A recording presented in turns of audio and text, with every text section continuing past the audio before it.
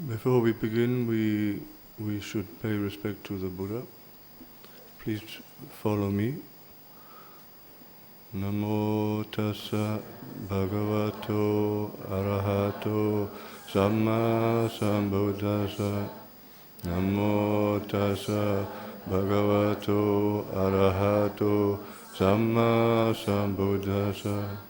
Namo tassa bhagavato arahato samma sambuddhassa. Now you have been told there will be a Dhamma talk in English, but I'm very sorry I don't speak Singaporean English. So please forgive me if you don't understand what I say. Today we are gathered here because it is VESAK Day, and a request has been made for a talk on this day. VESAK Day is the second full moon day of the summer season. In Pali, the summer season is called Gimhana. And just as Christmas Day is central to the Christian religion, so is VESAK Day central to those who have taken refuge with the Triple Gem. VESAK Day marks the day when Queen Mahamaya gave birth to a son in the Lumbini forest. That son was to become known as Prince Siddhartha, and he was the Bodhisattva who later in life became Buddha. But VESAK Day was not the day when his rebirth consciousness descended into his womb. That took place 10 months earlier. So we need to remember that VESAK Day is when he was given birth to, whereas his actual rebirth was on Asala Day 10 months earlier. Then, 29 years later, after he had been delivered by his mother, on the bank of the Anoma River, east of Kapilavatthu was his hometown or his home city, there was the great renunciation, right? That's called the Maha-Abhinikama. Right? This is when the Bodhisattva left his wife and his newborn son to seek the deathless. Then, 6 years later, when he was 35 years old, under the Bodhi tree at Uruvela, on the bank of the Niranjara river, again on VESAK Day, the Bodhisattva attained full self-enlightenment, Samma Sambodhi. And then again, on VESAK Day, 45 years later, when he was 80 years old, in the Sal Grove, Sahalavana, in Kusinara, there was the Buddha's great Parinibbana, Maha-Parinibbana. This was when there was the final cessation of the Buddha's mentality, materiality, continuity. After the Buddha's death consciousness had arisen, persisted and ceased, there was no more arising of consciousness. And the Buddha had reached the deathless. That was his goal when he was 29 years old. All that remained of the Buddha was his corpse. His corpse was cremated and the relics distributed. That is a very brief summary of the birth, aging, and death of the Buddha, Gautama Buddha. Now, let us listen to what the Buddha says about the birth of a Buddha. The Buddha says, one person's appearance bhikkhus, eka pugalasa bhikkhave patubhao, is hard to obtain in the world, dullabho lokasmi, of which one person, of the Tathagata, Tathagatassa, Arahant, Arahato, fully self-enlightened one, Samma Sambuddhassa. This one person's appearance bhikkhus is hard to obtain in the world. It is very rare that a fully self-enlightened Buddha arises in the world. Eons, many eons pass between the arising of one fully self-enlightened Buddha and the next. Let us then listen to what the Buddha says about the actual appearance, the actual arising of a fully self-enlightened Buddha. He says, There's one person, bhikkhus, eka pugalo, whose arising in the world arises for the many's welfare, for the many's happiness, out of compassion for the world, for the benefit, well-being, happiness of devas and men. Who is that one person? It is the Tathagata, Arahant, fully self-enlightened one. This indeed, bhikkhus, is the one person whose arising in the world arises for the many's welfare, for the many's happiness, out of compassion for the world, for the benefit, well-being, and happiness of devas and men. Then let us listen to how it is. How is it that the Buddha arises for the many's welfare, benefit, and happiness? Again, the Buddha explains. Here, a Tathagata arises in the world, Arahant, a fully self-enlightened one, possessed of knowledge and conduct, accomplished, knower of worlds, unsurpassable trainer of men, teacher of devas and human beings, enlightened, blessed. He speaks thus, "Come, this is the way, etayam maggo. This is the practice, I am patipada, that I myself have practiced and realized with direct knowledge, and by which I make known the unsurpassable of the holy life. Anuttarang brahmacharya ogadam. Come, eta, you too practice so, tumepi tatta patipajata, according to which practice you too, having realized and attained with direct knowledge the unsurpassable of the holy life, will abide therein." Thus this teacher teaches the Dhamma, Dhammang deseti, and others too practice for that purpose. Moreover, of such there are many hundreds, many thousands, many hundreds of thousands. The unsurpassable, of course, is Nibbana. And to abide in the unsurpassable is to abide in the Nibbana attainment. And the Buddha explains that this is what he himself had done. He had undertaken a certain practice and attained Nibbana. And it was this practice, with this aim, that was his teaching. And it was this practice's result that was the happiness and benefit to be gained by many hundreds, many thousands, many hundreds of thousands, who followed his instructions and themselves practiced accordingly. Let us then look at the path that led the 29-year-old prince to reach this unsurpassable goal of the holy life. The Buddha himself describes his life as the Prince Siddhartha. It was the aimless life of luxury customary to princes of ancient India.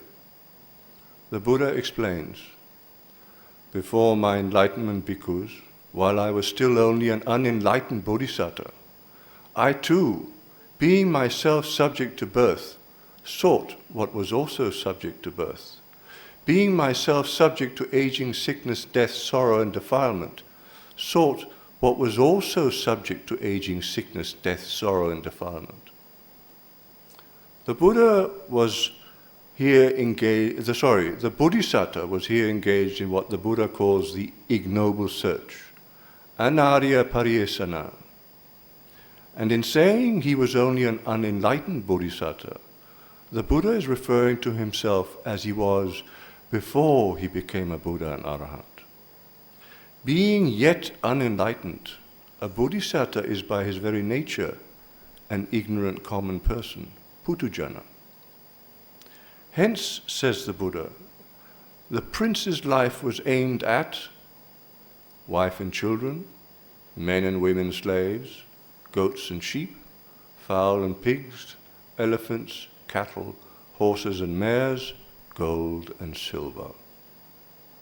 That is, family, servants, property, and money. The world. The prince's life was aimed at the world, just as everyone else's life is. The prince's life was aimed at the world. His life was aimed at the aimless. Because as the Buddha explains, the world is nothing but aging, sickness, death, sorrow, and defilement. And it serves no good purpose. The world serves no good purpose. When we aim at something that serves no good purpose and is aimless, our life serves no good purpose. Our life is aimless. Let us try to update the Buddha's description of the Bodhisattva's life. Let us say, for example, we are a famous doctor, right? Sitting here in Singapore, right? We are 65 years old. It is our birthday, right? A famous doctor on his 65th birthday. And we are sitting in our enormous mansion. Our gleaming Mercedes is parked in the garage. Our adorable grandchildren are playing in the swimming pool. The cook and the servants are getting things ready for a big family dinner. Our wife is at the beauty parlor again. She's having her grey hair tinted and her wrinkled face made up. The dog and cat are at our feet. And we have maybe a fish bowl with a family of goldfish. The goldfish are staring at us through the glass. They are also waiting for dinner. Our mother and father are not coming for dinner, and other relatives and friends are also not coming for dinner, because they have already fallen victims to aging, sickness, and death.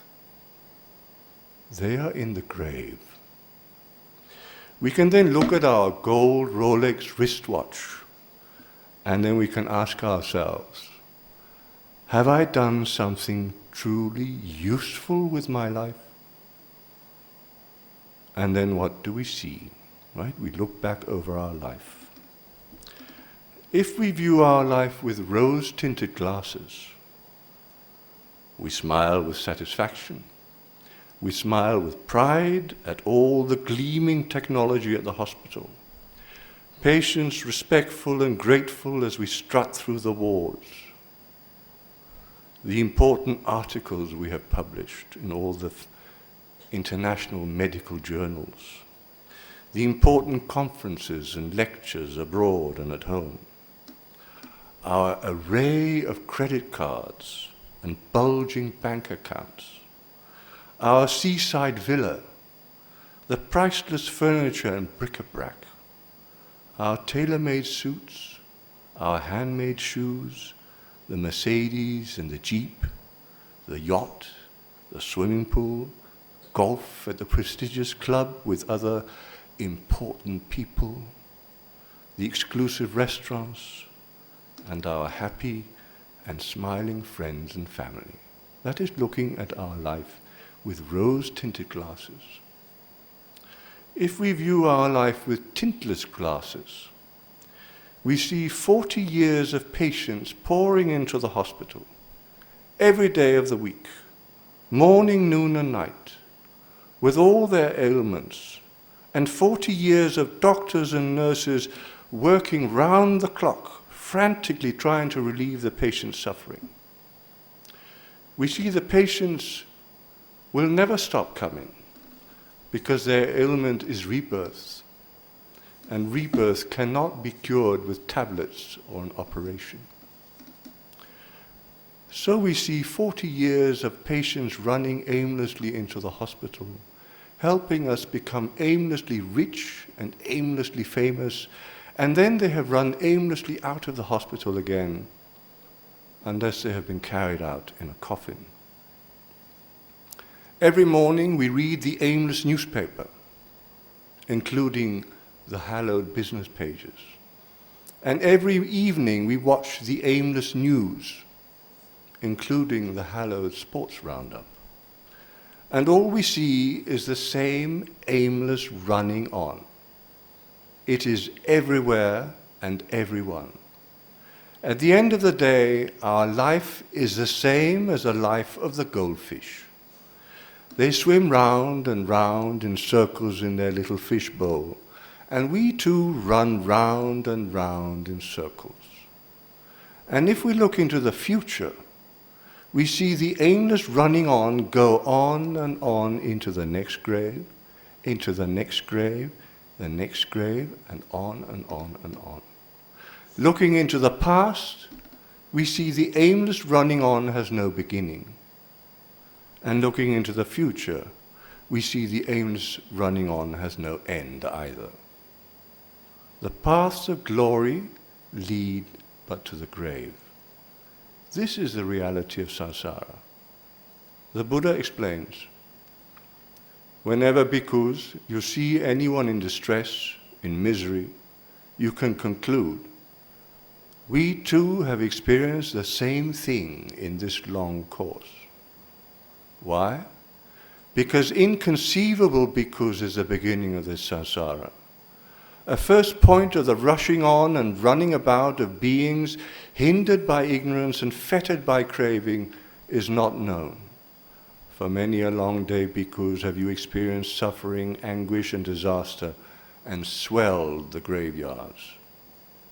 Right? You look at, you watch TV and then you see all these people suffering terrible things because of terrible things that are inflicted upon them. Right? You see them weeping, and children weeping, women weeping, men weeping, their homes destroyed, everything. When you see it, you know, I have experienced the same thing. But life is not only misery. The Buddha also says, whenever because you see anyone happy and fortunate, you can conclude, we too have experienced the same thing in this long course. So, imagine becoming a famous doctor in the next 20,000 lives. The same thing over and over again. And 20,000 times on our 65th birthday, looking at the date on our gold Rolex wristwatch and asking ourselves, have I done something truly useful with my life? And 20,000 times we have to admit to ourselves that it has merely been the same rigmarole, aimless running on from aging, sickness, death and defilement to further aging, sickness, death and defilement. I'm going to ask you to do a little experiment, right? Please close your eyes and look back over your life, right? Look back over your life all the way back to your middle age, if you are of that age, your youth, maybe when you got married, your childhood. Remember your parents' funeral, if they passed away, all the funerals you've been to. And then try to imagine going through that whole rigmarole 20,000 times.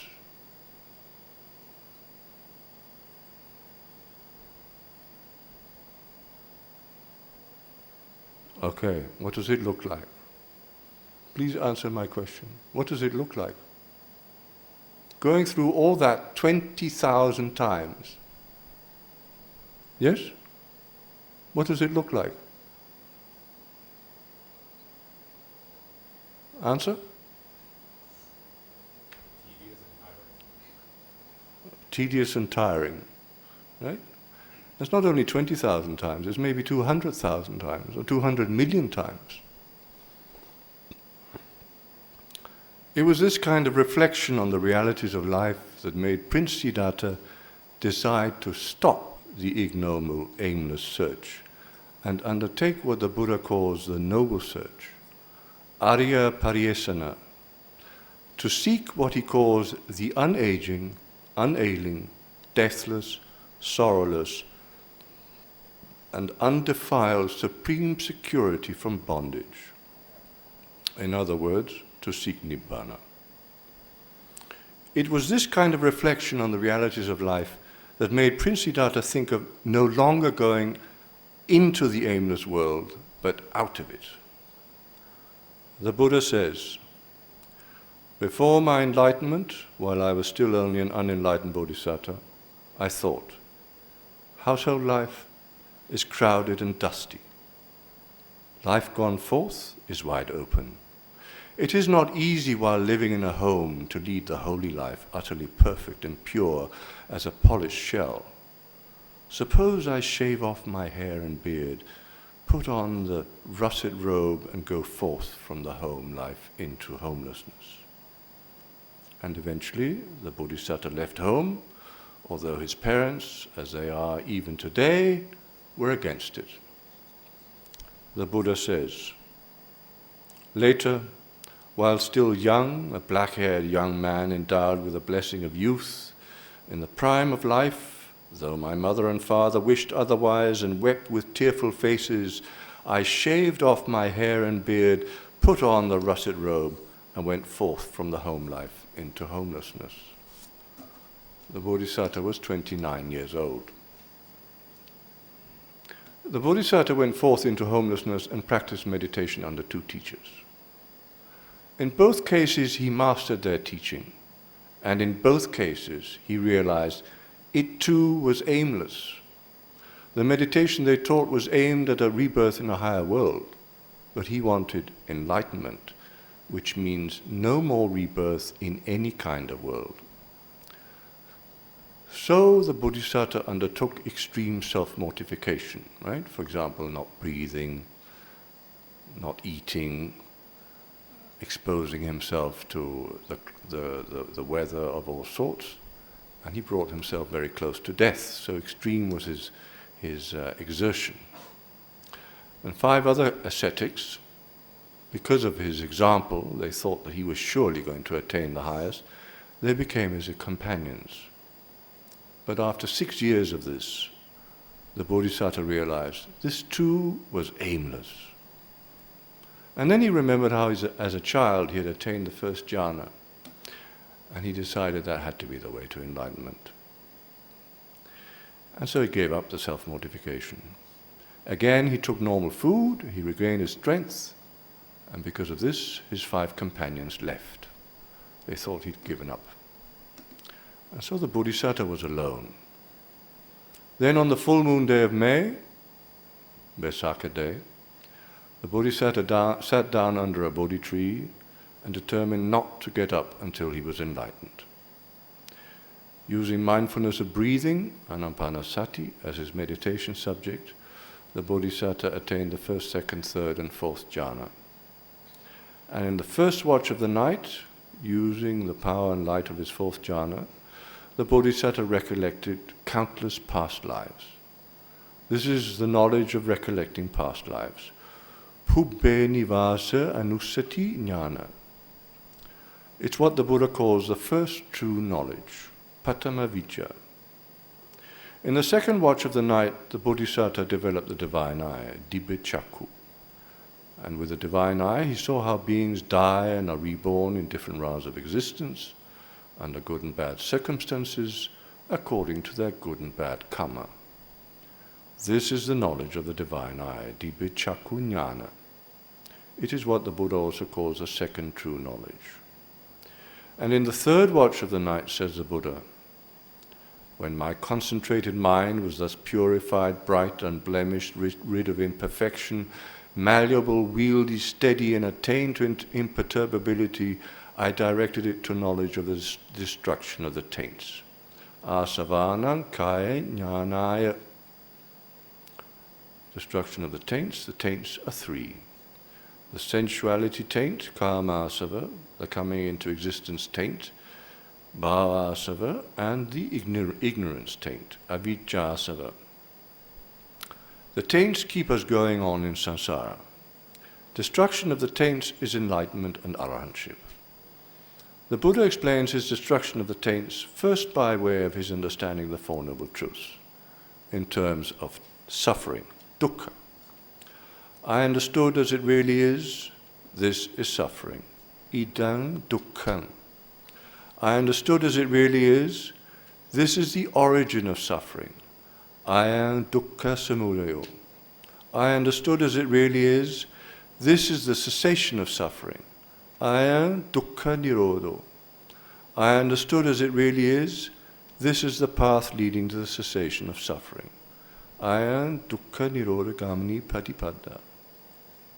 And then the Buddha explains his understanding of the Four Noble Truths in terms of the taints. I understood as it really is, these are the taints. Ime asava.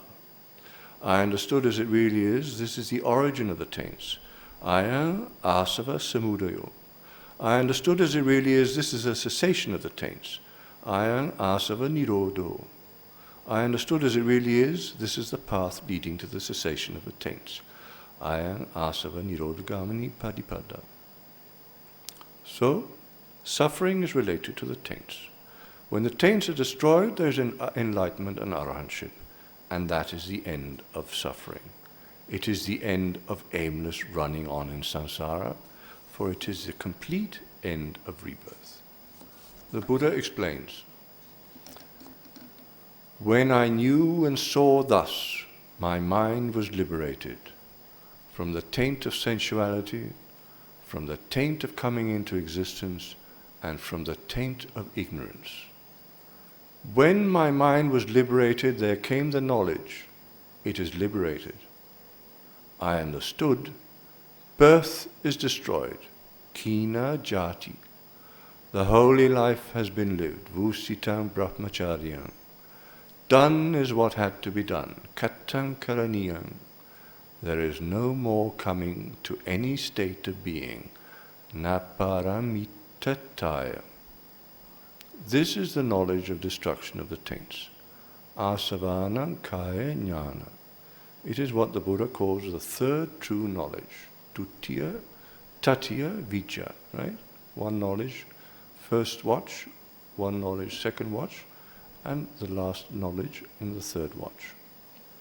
With this third true knowledge, the 35-year-old Bodhisattva had stopped being confused.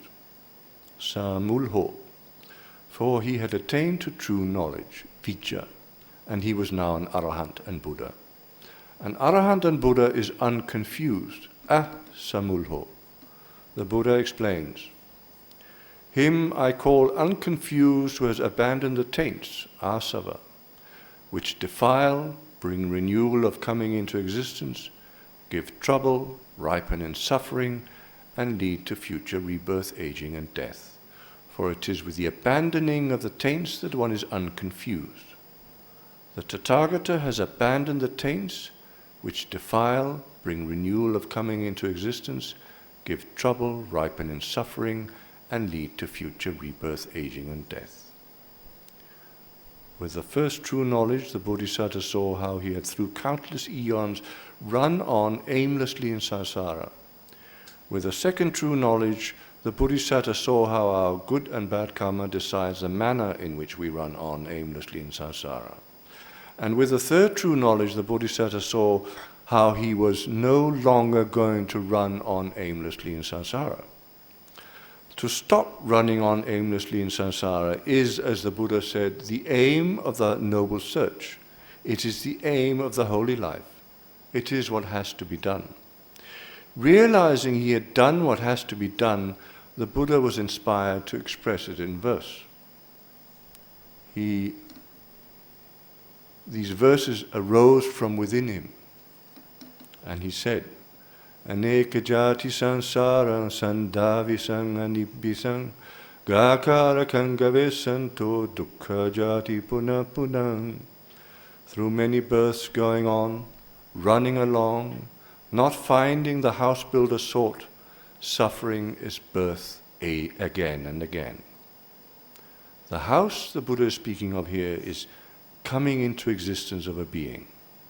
The house builder is craving, tanha. We can also say the house builder is the taints. Because of craving, because of the taints, again and again there's birth, aging, and death. And then the Buddha, again inspired, said, Kakaraka ditosi punagaya nakahasi. House builder, you are seen. Again a house you will not build. Sabbate pasuka bhagga gakutang visankatang. All the ribs are broken. That's all the ribs of the house. The house ridge destroyed. Visankara gatang chittang tanhanang kayam majjaga. To the unformed, gone is the mind. Craving's end has been found. So, the house builder was seen, meaning the Bodhisattva understood that the house builder had all along been craving. The ribs of the house were the defilements.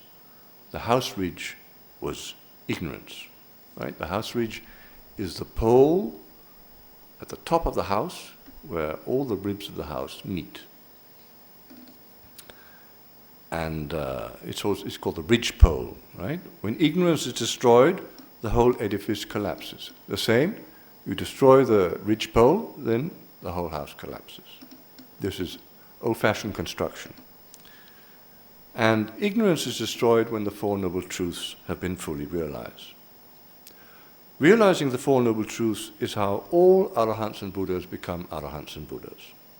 The Buddha explains, because whatever Arahants, perfectly enlightened ones in the past, fully realize things as they really are, all fully realize the Four Noble Truths as they really are. Whatever Arahants, perfectly enlightened ones, will in the future realize things as they really are, will all fully realize the Four Noble Truths as they really are. Whatever Arahants, perfectly enlightened ones, have in the present fully realized things as they really are, have all fully realized the Four Noble Truths as they really are. The Buddha explains that to have fully realized the Four Noble Truths is in fact the definition of an Arahant and Buddha. The Noble Truth of suffering, Dukkha Arya Satyam. The Noble Truth of the origin of suffering, Dukkha Samudaya Arya Satyam. The Noble Truth of the cessation of suffering, Dukkha Nirodha Arya Satyam. And the Noble Truth of the path leading to the cessation of suffering, Dukkha Nirodha Gamini Padipada Arya Satyam. These then bhikkhus are the Four Noble Truths. It is because he has become fully enlightened to these Four Noble Truths as they really are, that the Tathagata is called the Arahant, the perfectly enlightened one. After his enlightenment, the Buddha spent 7 weeks in the vicinity of the Bodhi tree, meditating further, reviewing his knowledge, and simply enjoying the bliss of the Nibbana attainment. And then he set forth to join his former companions, the 5 ascetics. They were now in a park outside the great city of Benares.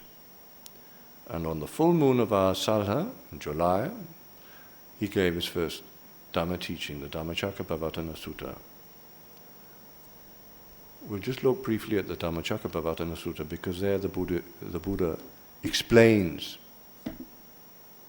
what he realized on the night of his enlightenment, right? So one description that I took was from one sutta called the Mahasacaka Sutta, and now we have the description the Buddha himself gave in the Dhammacakkappavattana Sutta.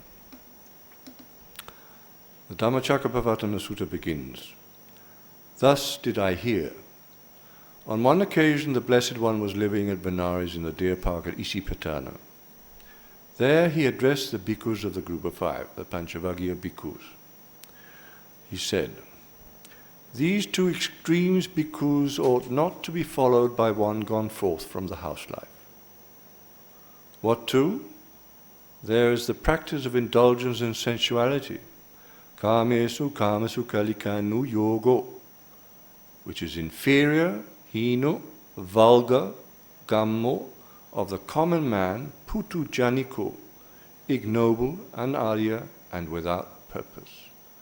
Anatta sahito. This extreme is the path of the 6 senses. We can call it the stupid 6-fold path. Right? The path of pleasant sights, pleasant sounds, pleasant odors, pleasant favors, pleasant touches, pleasant sensations, pleasant perceptions, etc. The stupid 6-fold path is the path that we all on the planet Earth practically practice. Then the Buddha said, and there is the practice of self-mortification, attakilamattanu yogo, which is suffering, dukkha, ignoble, anaryo, and without purpose, anatta sahito. right? So we've got the stupid sixfold path, and then we've got the super stupid sixfold path, right? Because that's self-mortification. It is the path of unpleasant sights, unpleasant sounds, unpleasant odors, unpleasant flavors, touches, sensations, perceptions, etc. Right? These two stupid sixfold paths, they make for blindness, they make for ignorance, they make for trouble, suffering, and continued rebirth. As the Buddha says, they are without purpose. Anatta sahito. Then there's the path that is with good purpose. The Buddha says, the middle way, Majjhima Padipada, by the Tathagata discovered, avoids both these extremes. It is vision-making, Chakku Karani, knowledge-making, Jnana Karani, and to peace, Upasamaya, to direct knowledge, Abhinyaya, to enlightenment, Sambodhaya, to Nibbana, Nibbanaya, it leads, Samvatati. And what is the middle way? It is simply the Noble Eightfold Path. Aryatangika Maggo. That is to say, right view, Samma Ditti, right intention, Samma Sankappo, right speech, Samma Vacha, right action, Samma Kamanto, right livelihood, Samma Jivo, right effort, Samma Vayamo, right mindfulness, Samma Sati, and right concentration, Samma Samadhi.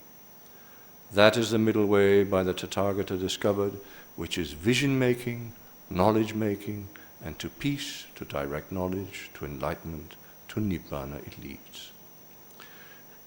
Here the Buddha first explained the two ways that do not aim at enlightenment. One is the aimless devotion to sensuality, which is to delight in sensual objects. Beautiful sights, beautiful sounds, beautiful odors, beautiful flavors, etc. This is what the Bodhisattva used to devote himself to. And then afterwards, he devoted himself to self-mortification. Right? Unbeautiful sights, unbeautiful sounds, etc. If we open the newspaper, if we watch TV, if we listen to the radio, if we surf the internet, if we just go downtown and look around, we see everywhere the same aimless devotion to sensuality. Right? Just go down today on VESAK Day into Singapore, into the shopping centers, right? The shopping centers are packed with people. Right? It's the aimless devotion to sensuality. It's the aimless pursuit of sensual pleasures. It is aimless running on from rebirth to rebirth, from suffering to suffering. The second way that does not lead to enlightenment was self-mortification, right? That's physical self-torment. There's maybe not so much of it in Singapore, but many ascetics in ancient India, they devoted themselves to such practices, and even today you go to India, you can see that there are many who practice this, and the Bodhisattva practiced it for 6 years. So we see that the Buddha, he said these two extremes are aimless, and he was speaking from his own experience, right? It was not an idea he had, because he first engaged in one aimless devotion and then the other. So he was able to see that these two extremes were aimless because he had looked back countless eons and seen that he and other beings, right, who had practiced these two types of practice, they had not escaped suffering, right? It was of no purpose. And then the Buddha explained that those two ways are without an aim, and then there's one way that is with an aim, right? The middle way, the Noble Eightfold Path, right? It is, today the lady who had the microphone mentioned it several times, right? It's Sila, Samadhi, Panya, right? Sila is right speech, right action, right livelihood. Samadhi is right effort, right mindfulness, right concentration, and Panya is right view and right intention. So the Buddha started his explanation by explaining what is aimless, and then he explained what is with a good aim.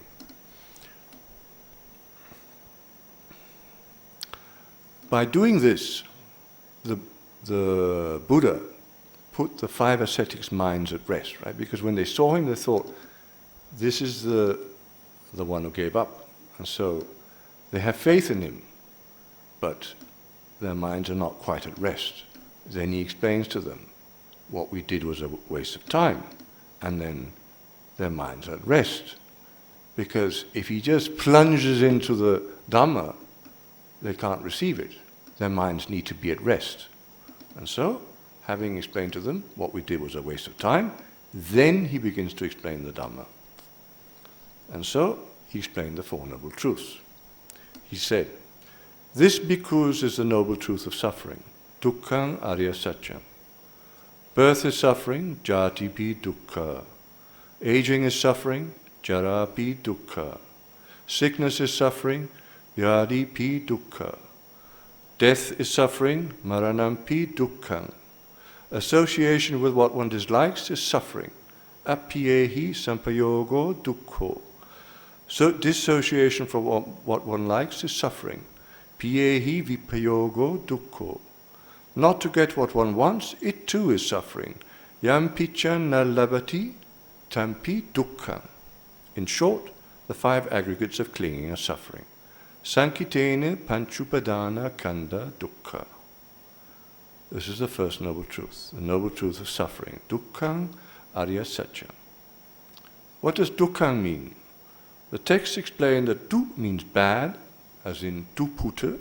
We had some dupute here today at lunchtime, right? Bad child who behaves badly. And then kang refers to emptiness, right? It means being devoid of the permanence, beauty, pleasure, and self that is seen by foolish people. That is the meaning of dukkha.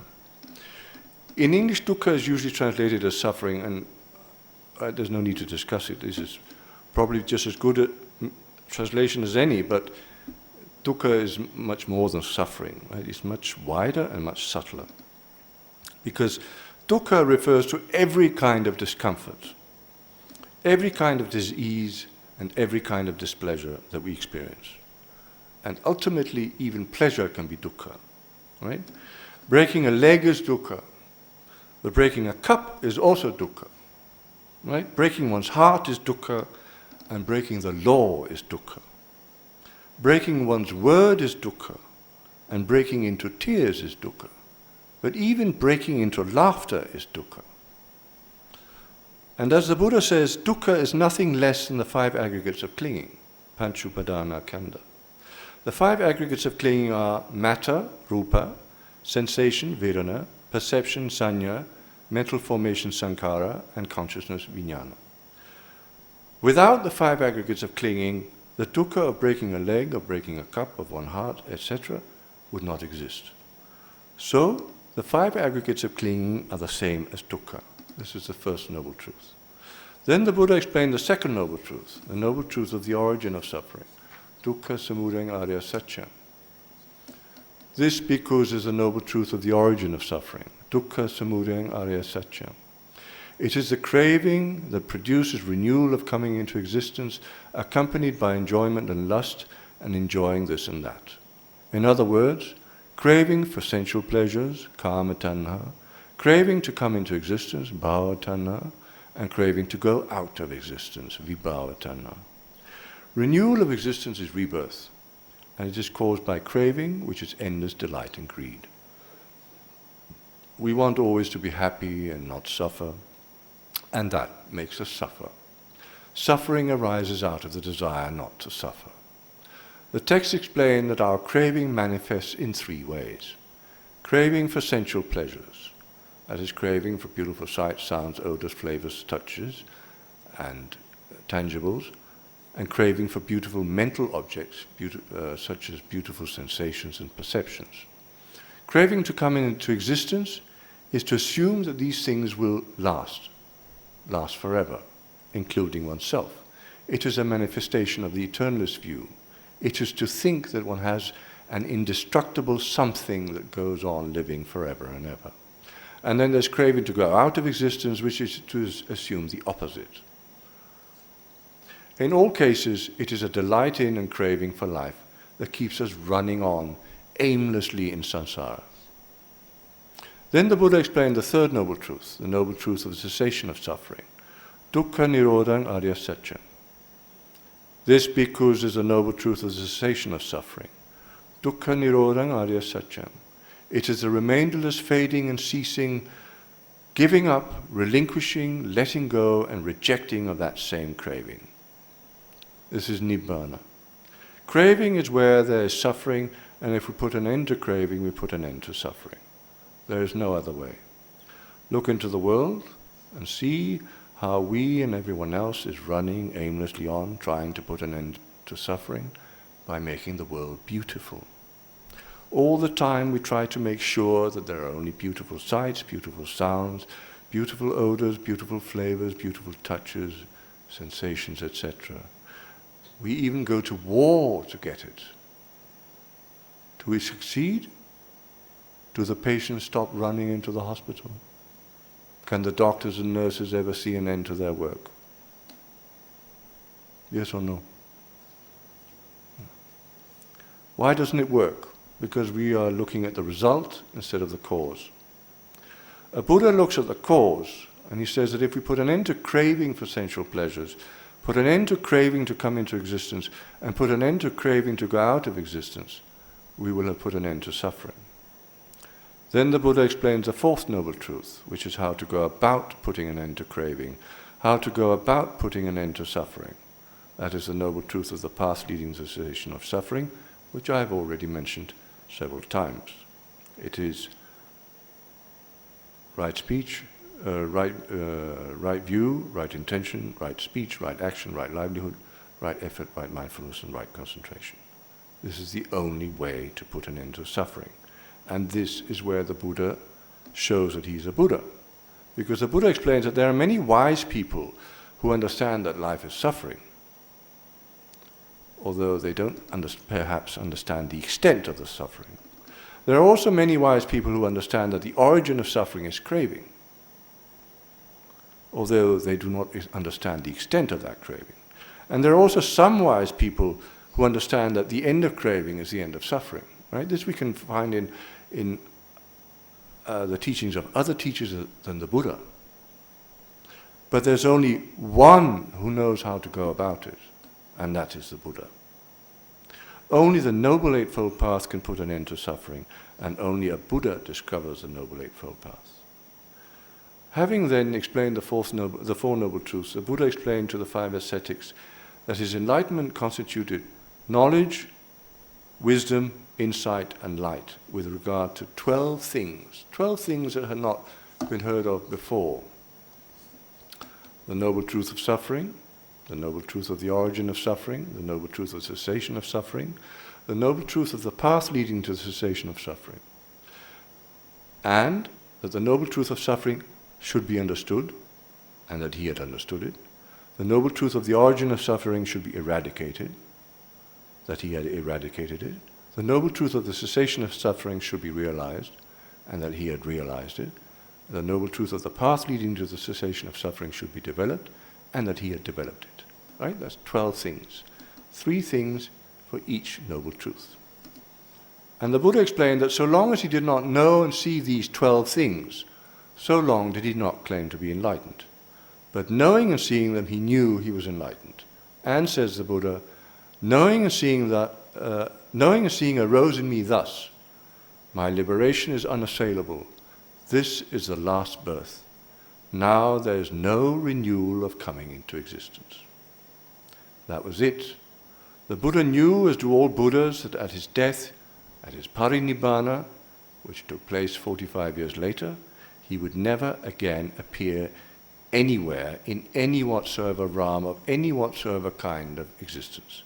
This was his last birth in every conceivable sense of the word. That is arahantship and Buddhahood.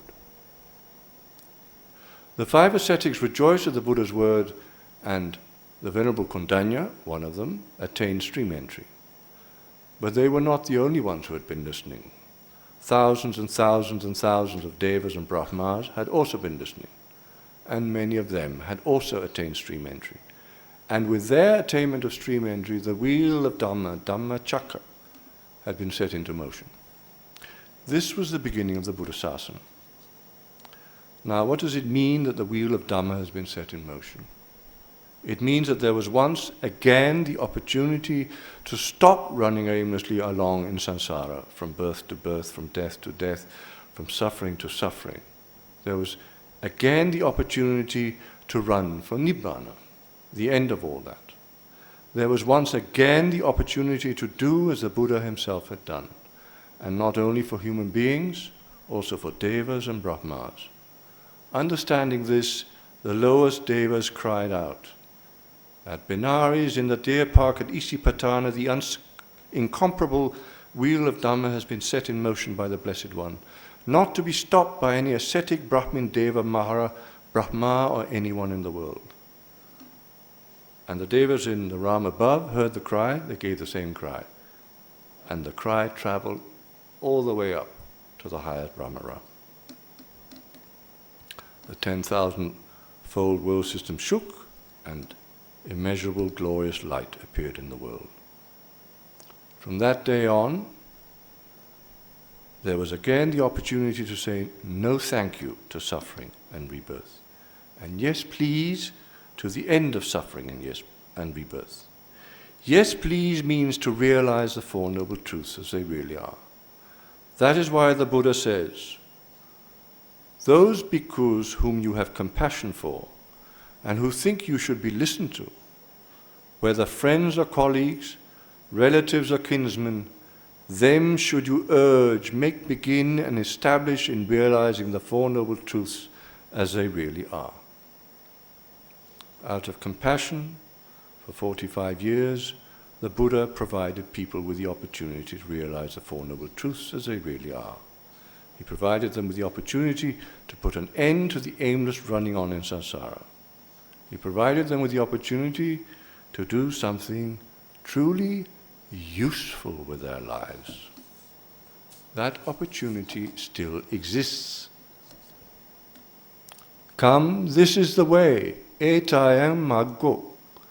This the practice, I am patipada, that I myself have practiced and realized with direct knowledge, and by which I make known the unsurpassable of the holy life. Anuttaram brahmacharya Aggadhammagavesaka. Come, eta, you too practice so, according to which practice you too, having realized and attained with direct knowledge the unsurpassable of the holy life, will abide therein. In the Buddha's time, this was a modern opportunity that existed for all who approached him, or one of his disciples. And as with everything else the Buddha taught, that opportunity has remained modern ever since. It is a 2,600-year-old modern opportunity. But as we mentioned earlier, it is a rare opportunity, very rare. Whenever the Buddha had returned from Pindapata with the Bhikkhu Sangha, he reminded them of how rare this opportunity was. And he reminded them that this rare opportunity depended on other rare things. So the Buddha would say to the Bhikkhu Sangha, first he would say, Bhikkhave appamadena sampadeta. Bhikkhus strive diligently. And then he gave 5 things that he said are very rare, which go together with the rare opportunity to practice the Noble Eightfold Path. So now I'm going to ask you to repeat after me, okay? First we take the Pali and then we take the English. In Myanmar these are called the 5 Dullabhas, right? Dullabho, Buddhu Pado, Lokasmin. And we take it in one go. Dullabho, Buddhu Pado, Lokasmin. Difficult to obtain. That is Dullabho, is the arising of a Buddha in the world. Buddhu Pado Lokasmin. Right? Difficult to obtain, the arising of a Buddha in the world. Number 2, Dullabho, Manusatta, Patilabho. We take it again. Dullabho, Manusatta, Patilabho. Difficult to obtain is acquisition of the human state. right? Manussata, difficult to become a human being. Number 3, dullabha, saddha, sampatti. Difficult to obtain is the attainment of faith, saddha. Dullabho, papaja. Difficult to obtain is the going forth, papaja. It can mean both going forth as a samanera, it can also mean going forth as a bhikkhu. Dullabhang, saddhamma savananti. Difficult to obtain is hearing the true Dhamma, saddhamma. That's the 5 dullabhas. The Buddha would tell the Bhikkhu Sangha every day when he came back, not every day, but whenever he came back from Pindabada, he used to go for Pindabada with the Sangha. Whenever he returned, then before he went into his kuti, he would tell them the 5 dullabhas. These 5 things are difficult to obtain. They're very difficult to obtain. They're very rare. Even so, you live at a time when they are all within your grasp. Right? The Buddha Sasana still exists. That's the same as to say a Buddha has arisen. We are still in the midst of the arising of a Buddha. Right? It's only when at the very end of the Buddha Sasana, when all the Buddha's relics and everything has disappeared, that's when we say, okay, now the Buddha doesn't exist anymore. Right? You have attained the human state. Right? Everyone in front of me is a human being. Perhaps, are you a human being? Right? And then you have faith. You are here today because you have faith. And today, the lady with the microphone said, those who are able can take the 8 precepts. That is not correct. Everybody is able, right? It's those who want to. Right?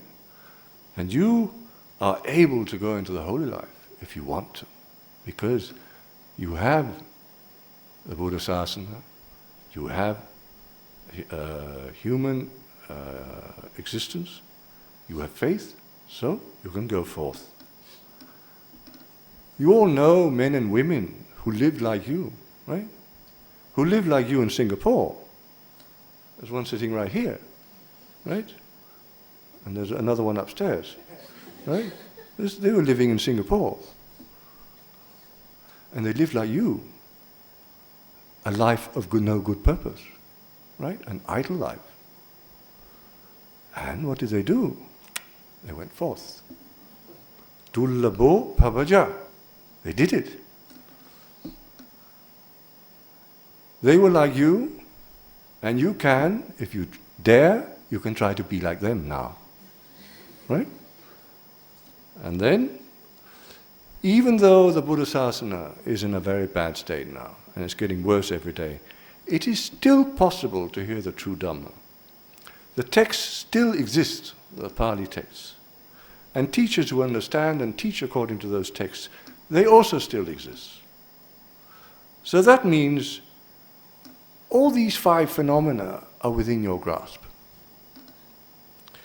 That means you can make use of a rare opportunity, a rare modern opportunity. Do you want to make use of that rare modern opportunity? Do you want to do something truly useful with your lives? Thank you.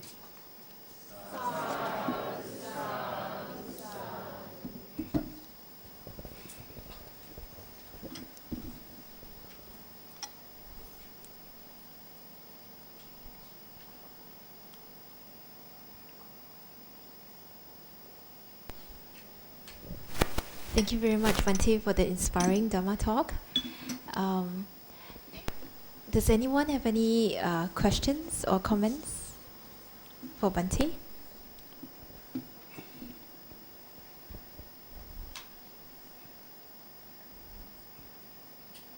Does anyone have any questions? Here is your opportunity to ask, to clarify your doubts, if you want to.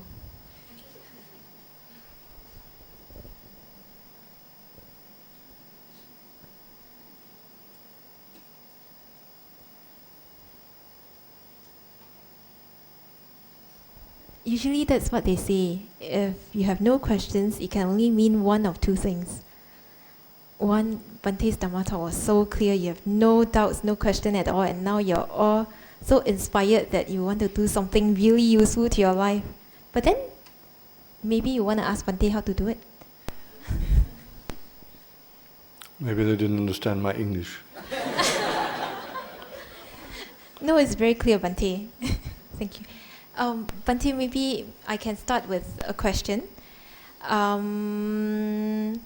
For the meal, I've just been to Pa-Auk in Molamian, and it's very inspiring to be there because at any one time there are like a good 800 people practicing, and the majority of whom are ordained bhikkhus.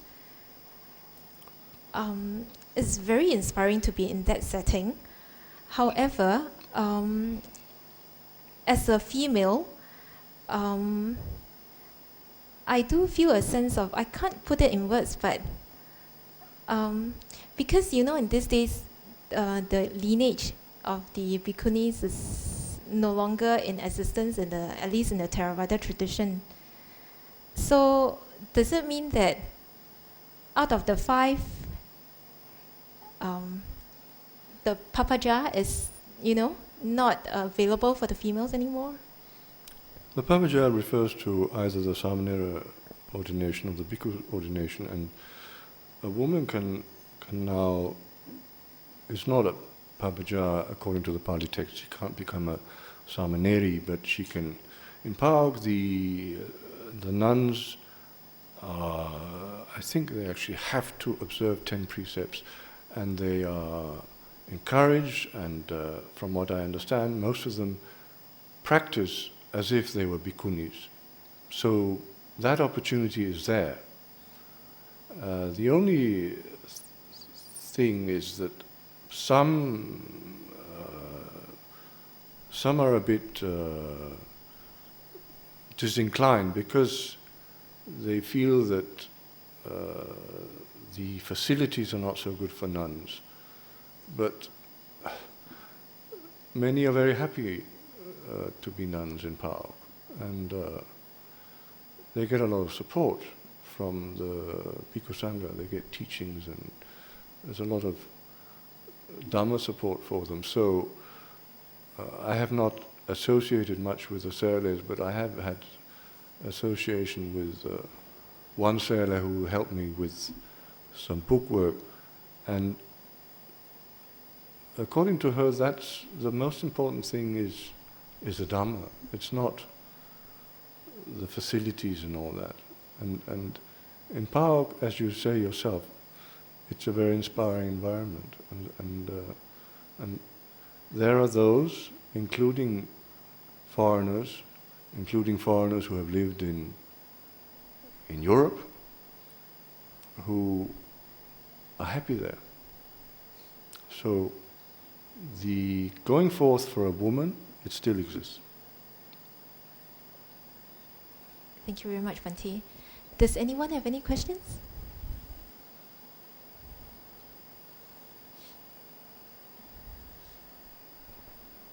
This is your good opportunity to ask, clarify any doubts that you have.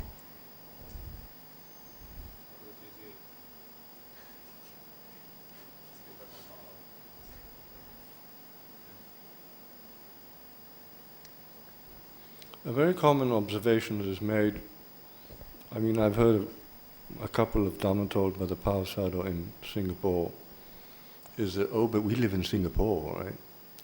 And Singapore is a cosmopolitan city and very difficult. But I lived in London, right? Far more cosmopolitan than Singapore, much bigger. And so that is not that's an irrelevance, right? And there are many people in England who go forth. There are people in Germany who go forth, right? Far more cosmopolitan and fantastically enticing than Singapore. And so that's not an excuse. the reason for not wanting to go forth is the same reason why the meditation hall is usually empty here, right? It's the same reason, right? And it has to do with not realizing that what one is doing is aimless, right? Thinking that it serves a good purpose, and that's a sign of ignorance, right?